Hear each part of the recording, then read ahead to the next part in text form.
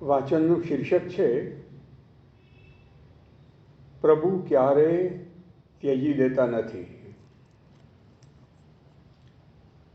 તમે કોણ છો એ બીજું કોઈ જાણે એનો તમારે માટે ઝાઝો અર્થ નથી. બધા શાસ્ત્રો શાણપણના સમુદ્રો છે. તેમની પાસે ભરપૂર પ્રકાશ છે, સત્ય છે, પણ તેનો તમારે માટે કોઈ અર્થ નથી.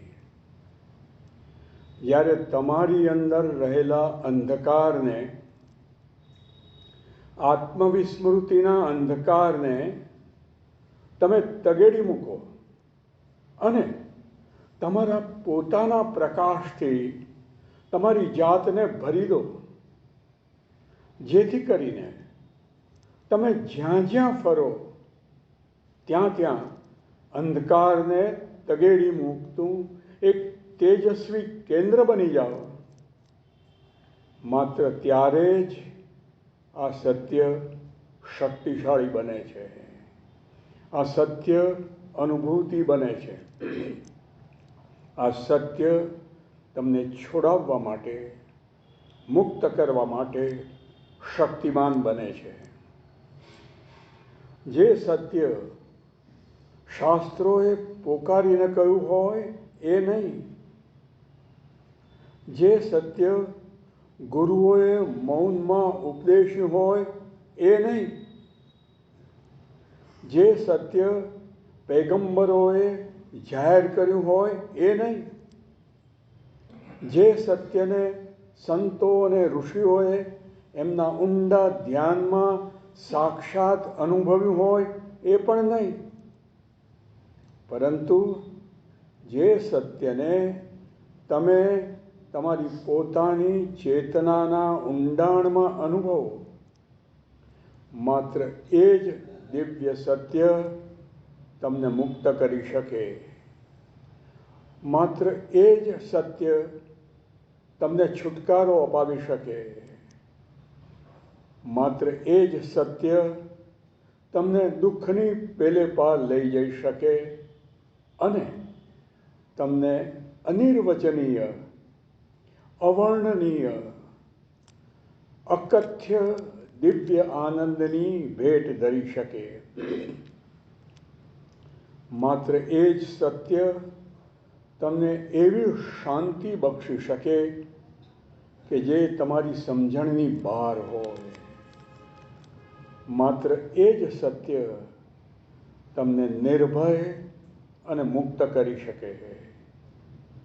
તેથી તમારા જીવનને એ મહાન આત્મસાક્ષાત્કાર તરફનું એક ધારું આરોહણ બનાવી દો. ગુરુ વિશે અને ઉપદેશ વિશે અને શાસ્ત્રો વિશે પૈગંબરોએ શું કહ્યું છે, બીજા કોઈએ શું કહ્યું છે, આ કે તે ગુરુએ શું કહ્યું છે, એની ઝાઝી ચિંતા કરશો નહીં. પછી એ ગઈકાલે 100 વર્ષ કે 1000 વર્ષ પહેલાં કેમ ન કહ્યું હોય, પરંતુ તે આત્મસાક્ષાત્કાર નથી. એ બધા માર્ગ ચીંધનારા છે. તેઓ બધા અંધકારમાં પ્રકાશ છે, પરંતુ બધા સત્યો, પછી તે પ્રાચીન હોય, મધ્યકાલીન હોય, આધુનિક હોય કે હજુ હમણાં જ કહેવાયેલું હોય, બધા સત્યો ભેગા મળીને પણ તમને આનંદ આપી શકે નહીં, તમને નિર્ભય બનાવી શકે નહીં. સાચી વાત એ છે કે તમે તમારી અંદર જે દિવ્ય સત્યનો અનુભવ કરો એ જ તમને અખંડ આનંદ અને અભય આપી શકે. અને એને માટે તમારે પ્રયત્ન કરવાનો છે. એ શાણપણ છે. એ એકમાત્ર જરૂરી વસ્તુ છે. એ જીવન છે. એ સાધક અને શોધકની જરૂરિયાત છે.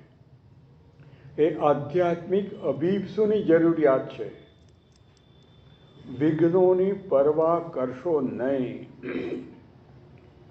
કૃતનિશ્ચય બની એક ધારા આગળ ને આગળ ધીમે ધીમે ચાલ્યા જ કરો. બસ ચાલ્યા જ કરો. જ્યાં સુધી ટોચ પર શિખર પર પહોંચો નહીં ત્યાં સુધી ઊંચે ને ઊંચે ચડ્યા જ કરો. આ એકમાત્ર જરૂરી વસ્તુ છે. આ આધ્યાત્મિક જીવન છે. આ સાધના છે. આ યોગ છે. અને આ જ તમને મુક્ત કરશે. અને સહાય તો હંમેશા હાથ વગી જ છે. કેમ કે છેવટે તો વૈશ્વિક આત્મા જ વ્યક્તિગત આત્માને બોલાવે છે. જે વ્યક્તિને ધન્ય એવા આ આધ્યાત્મિક માર્ગ પર લઈ આવે છે એ તો હોય છે ભગવાને મનુષ્યને દીધેલો સાદ. અને જેણે તમને સાથ દીધો છે એ તમને સાથ દેવાનું ચાલુ રાખશે. તમે ગાઢ નિદ્રામાં સરી પડશો ત્યારે તે તમને જગાડ્યા કરશે. જ્યારે તમે અંધારામાં ફાંફા મારતા હશો ત્યારે એ પ્રકાશ પાથર્યા કરશે. જ્યારે તમે સંશય અને ગૂંચવાડામાં હશો ત્યારે એ માર્ગ બતાવ્યા કરશે. કેમ કે એણે તમને બોલાવ્યા છે. તેથી એ પરમ પુરુષને અનુસરો. એ મહાગુરુ છે તમારી અંદર રહેતી દિવ્ય ચેતના, જે સદાયને માટે પ્રાપ્ય છે.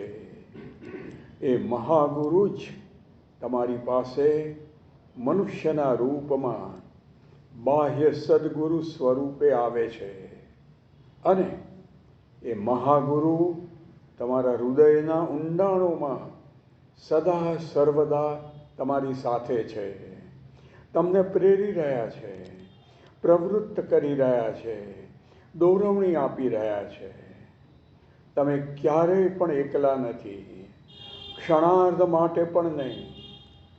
તમે હંમેશા તમારા ગુરુની કૃપામયી અને રક્ષામયી ઉપસ્થિતિમાં છો.